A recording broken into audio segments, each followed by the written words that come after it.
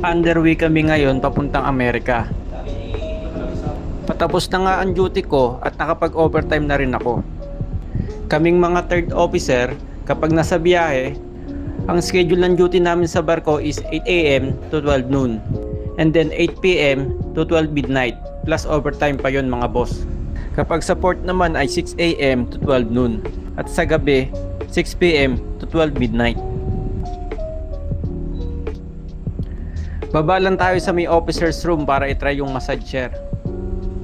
4 na level pababa from the bridge deck to A deck, papunta ng officer's recreation room.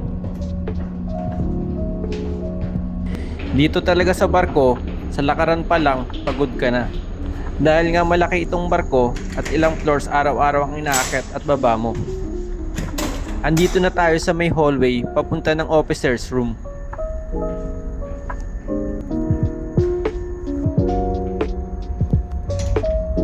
Ito ang officer's recreation room namin dito sa barko mga boss.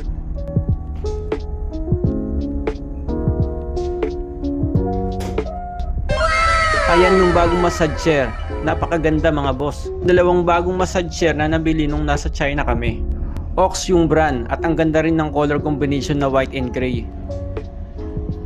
Tara, mag-prepare na tayo for massage. Sulitin na natin ito. Libre naman. Ilagay lang natin ito sa lap and sa head.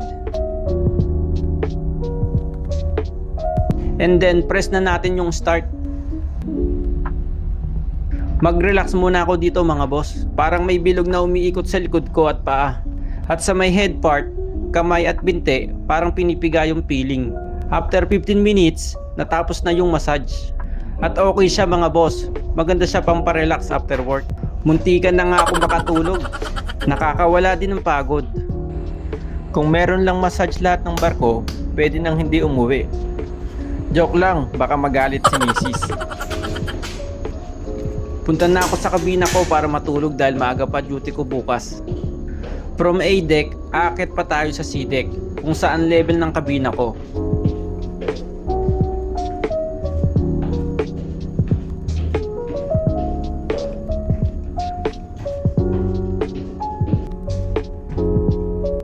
Dito talaga sa barko, mahaba ang lakaran mga boss. Para kang nag-exercise kakalakad. At andito na nga tayo. Good night na mga boss. Thank you for watching.